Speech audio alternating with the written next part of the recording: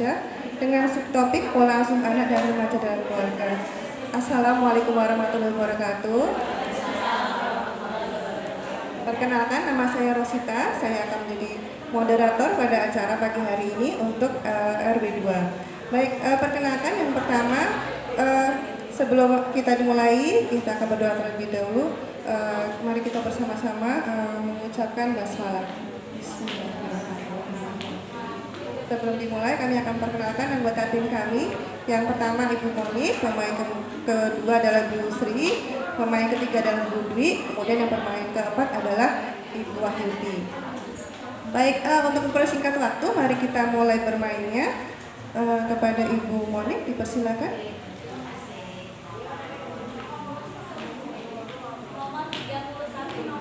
Baik, nomor 31.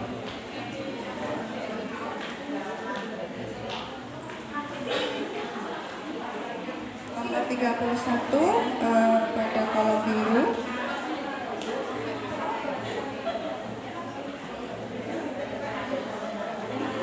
Langsung nomor 31 saja Ibu. Dan nomor 31.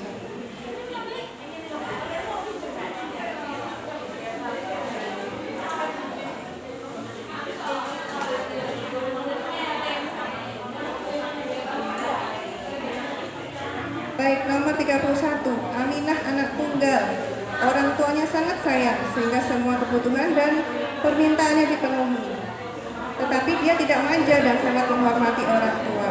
Bagaimana bisa terjadi yang demikian? Monggo, kepada Bu Moni, dipersilakan.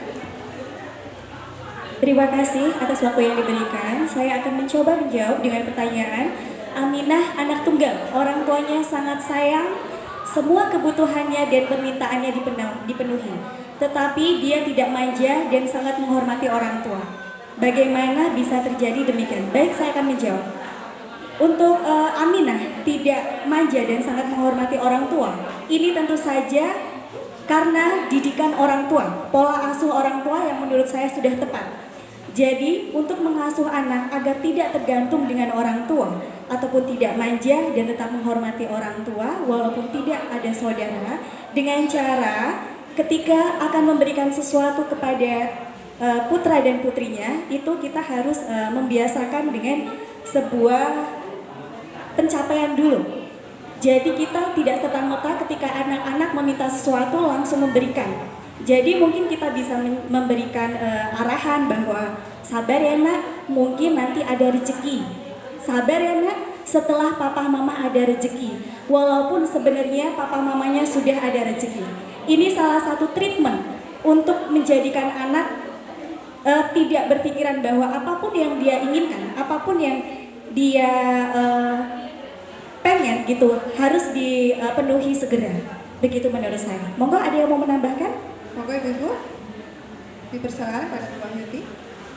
Mohon atas waktunya, saya akan menambahkan jawaban dari Ibu Moni. Sementara jawaban Ibu Moni menurut saya juga sudah tepat. Betul sekali, untuk pencapaian sesuatu, biarpun orang tua itu sudah kaya raya, anak-anak harus dibiasakan untuk bisa menabung. Jadi untuk bisa beli sesuatu itu dari hasil tabungan sendiri, jadi menjadikan anak pribadi yang tidak manja dan tidak arogan. Kalau meminta sesuatu harus ada tepat waktu itu. Demikian tanggapan dari saya. Monggo Ibu, ada yang mau menambahkan lagi? Baik, kita lanjut yang kedua. Monggo Bu Sri. Jawabannya. Oke, baik, kalau kunci jawabannya kalau orang tua, di sini orang tua Aminah sudah menerapkan pola asuh ya, yang tidak menang dan tidak kalah. Jadi antara orang tua dengan anak ada keterbukaan, ada komunikasi dua arah. Anak tidak dibanding-bandingkan dengan orang lain sehingga anak bisa merasakan kasih sayang orang tua dan tumbuh pemikiran yang positif dan santun. Kalau saya sendiri boleh menambahkan bahwa orang tua, anak-anak harus ditanamkan untuk mengerti kemampuan dari orang tua, untuk sabar, melihat juga kemampuan orang tua, bahwa orang tua sudah berusaha demikian rupa untuk memenuhi kebutuhan anak-anaknya. Baik, mari selanjutnya yang kedua. Sudah. Nomor 4. Keempat, baik. Ibu Sri terkena sanksi menyanyikan lagu kasih ibu.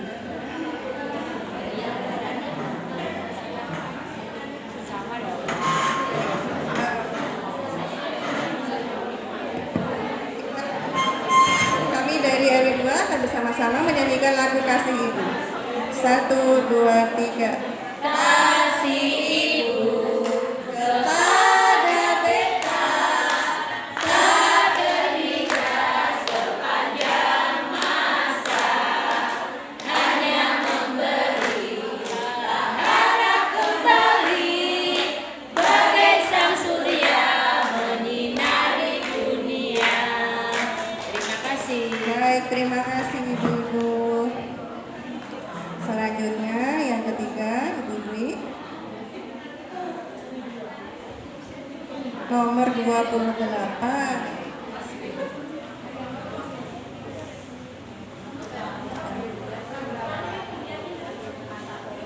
Eri.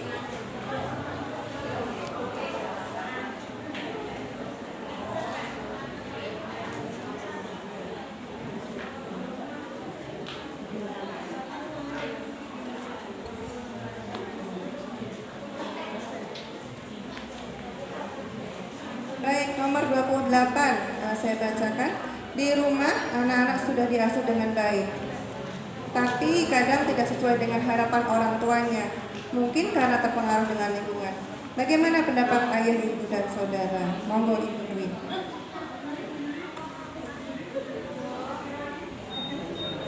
Terima kasih atas waktunya berikan kepada saya. Di rumah anak-anak telah diasuh dengan baik, tetapi kadang tidak sesuai dengan harapan orang tuanya.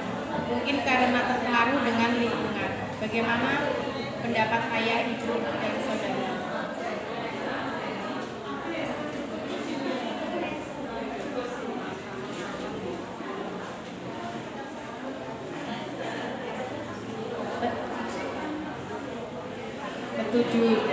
Setuju. Karena kalau di luar lingkungan kadang anak-anak gampang terpengaruh. Maka dari itu sebagai ayah dan bunda kita harus membekali anak-anak kita dengan terutama dengan agama supaya ngerti atas akan adab. Terus